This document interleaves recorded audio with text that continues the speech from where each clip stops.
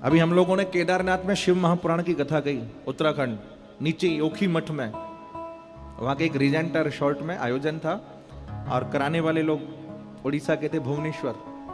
लगभग 400 लोग वहीं रहे 7 दिन। सबका मैनेजमेंट, सारी व्यवस्था बहुत ही सुंदर।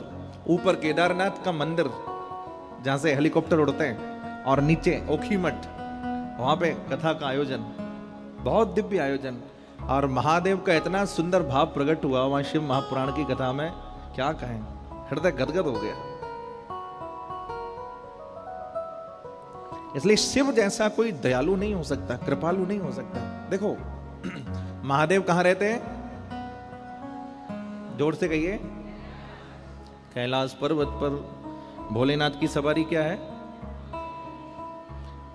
और माता पार्वती की सवारी क्या है, सिंह का भोजन क्या है, नंदी, बैल। सिंह यदि बैल को देख ले तो छोड़ता नहीं है। गणेश जी की सवारी क्या है, और भोलेनाथ के कंठ में क्या है, भुजंग। सर्प का भोजन क्या है, चूहा। देखो सारे विरोधी धर्म बैठे हैं कैलाश पर्वत पर। कार्तिक की सवारी क्या है, मोर। मोर का भोजन क्या है, सांप। मोर का भोजन सांप, सांप का भोजन चूहा, सिंह का भोजन बैल। पर आप देखिए कोई किसी की तरफ द्वेष भाव नहीं रखता। यानी जहां जाकर के हर कोई व्यक्ति अपना द्वेष भाव त्याग दे, उसे मेरे शिव का कैलाश पर्वत कहा जाता है, महादेव का द्वार कहा जाता है। और मैंने देखा है महाराष्ट्र में तो शिव भक्ति खूब है भैया। ए भोला शंकरा आवड़ तुला बेलाची, यहाँ के लोग खूब गाते हैं। हम लोगों ने बहुत सारे मराठी भजन खूब महादेव के गाए। हे भोला शंकरा, हे आवड़ तुला बेलाची, आवड़ तुला बेलाची, आवड़ तुला बेलाची, आवड़ तुला बेलाची, बेलाच पानाची। हे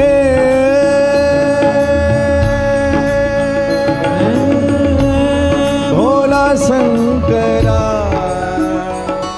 हे आवड़ तुला बेलाची, आवड़ तुला बेलाची, हे आवड़ तुला बेलाची, आवड़ तुला बेलाची, बेलाच पानाची। हे भोला शंकरा,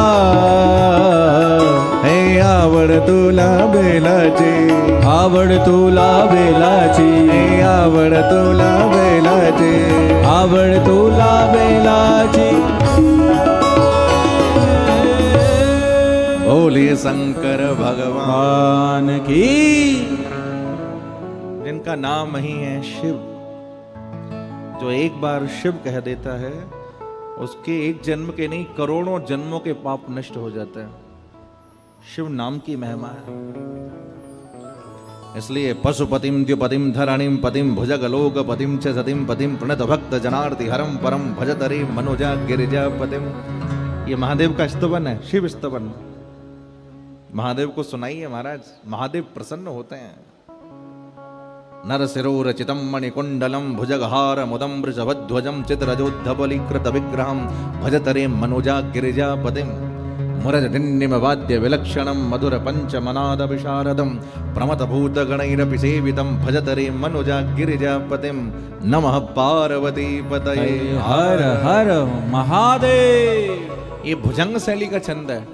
जैसे महादेव के कंठ में भुजंग रहता है ना, सर्प बार बार, इसीलिए वो महादेव हैं। जिसके मस्तक पर तो गंगा है और कंठ में सर्प है, लेकिन मस्तक पर गंगा होने से महादेव शीतल नहीं होते, और भुजंग कंठ में होने से महादेव संतप्त नहीं होते।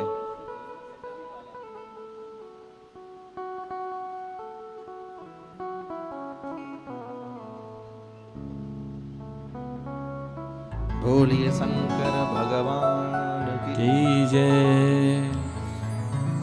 एक भगत तो ना भोलेनाथ के मंदिर में गया और उसने क्या किया, चारों तरफ देखा। वो भगत तो था नहीं, वो था चोर, चोरी करने गया।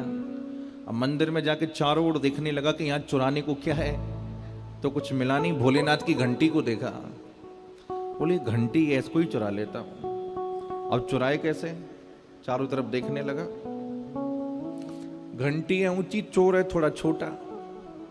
तो भोलेनाथ ने क्या किया, उस चोर ने क्या किया, भोलेनाथ का जो शिवलिंग, उसने सोचा इस पे चढ़ के घंटी को चुरा लेता हूं।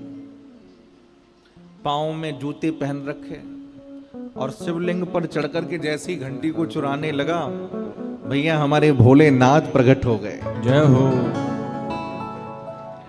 अब तो बेचारा चोर कांपे, ये क्या, चरणों में गिर गया। मुझे क्या पता था भोलेनाथ कि आप घंटी चुराने से मिलेंगे।